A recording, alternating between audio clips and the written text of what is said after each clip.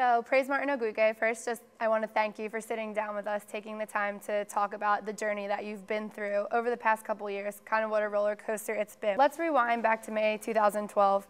You were accused of rape, and later the charges were dropped. So that must have been such a hard thing for you to go through. What did it feel like to be accused of something that you didn't do? This is the worst feeling in the world. Just working hard, doing everything you're supposed to do, and then just somebody with that type of malicious intent, and then my family and everybody. It's just, I can't even think about it sometimes. What emotions were you feeling, and what was going through your mind during that whole process? It was just everything, just the weight of the world was on me, just knowing that my life could just end like that in a second, and it was just the worst feeling in the world. And you worked for something your whole life, I'm sure. How old were you when you started playing football? I was 14, 15. 14. So that's years of your life that you devoted to something, and try to see somebody rip it away from you. I'm sure that must have been really hard for you. Not only did you get kicked off the football team, Temple made you leave. What did you think about that decision?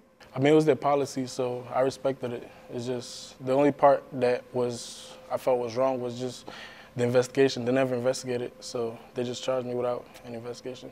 And actually, the day that the trial was supposed to take place, they found that there wasn't enough evidence. We were trying to get the phone records in, and then they were able to see it finally, so that exonerated me. How mentally draining was that whole process of trying, in your mind what happened and what you did and didn't do, but to try and go through that process of getting those phone records and everything coming out, how was that for you?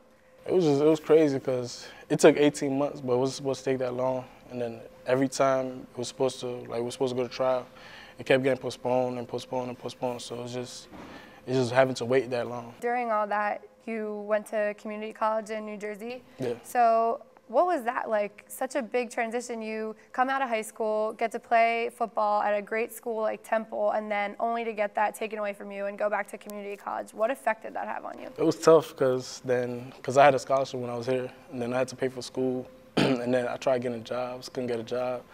So it was just like a whole mess. Like a domino effect almost, that one thing could affect so many aspects of your life. Freshman year, you played in 7 games and you just got started. You had 3 tackles. And then last year, you were a top playmaker for the Owls. You had 7.5 sacks. What are you looking forward to this year? I was looking forward to just keep growing and just keep learning the position, because this is my 2nd year playing defensive end. So just pass rushing, I keep getting better every day, working with these guys, working with Coach E. So I'm just trying to learn and just keep learning. When you look back, thinking ahead to the end of this season that's coming up, what do you want to look back and say, I accomplished that? What are your goals for this season? My goals is just to, be one of the leaders on the team. We have a lot of young guys, trying to teach them, trying to get everybody, especially the D-line is all about collective play. So we have some goals we set for ourselves, and just seeing us achieve those will be my goals for the season. This was supposed to be your senior year, and the NCAA granted you eligibility throughout the 2016 season. So how excited are you about that? I mean, it's a big deal because, it's just being fair. They've been fair to me. So I asked for my scholarship and they gave it back. And then I asked for the extra year and I got granted. So they've been fair to me. So I'm just happy about that and just blessed to have it. On kind of a personal note in life, sometimes things go wrong and things happen that are horrible and shouldn't happen. And in your situation, you were accused of something you didn't do. So looking back on all of this, what has it taught you just about life and rolling with the punches? Just be humble. You never know when things could change. Just everything you do 100% and just stick to integrity and you'll be fine. If there is one thing that you would want the Temple community, Temple football fans, Temple students, one thing you would want them to know about you, what would it be? I love the school, love the people, happy to be here. I was happy to come back. Somebody was to ask you, who is praise Martin Oguike? What would you say? He's a humble, hardworking guy who gives everything he got. And is there anything else that you would like to add just about all this entire experience and football and Temple in general? I mean, it's been a roller coaster ride, but at the end of the day, I'm just living my life, just happy to be here.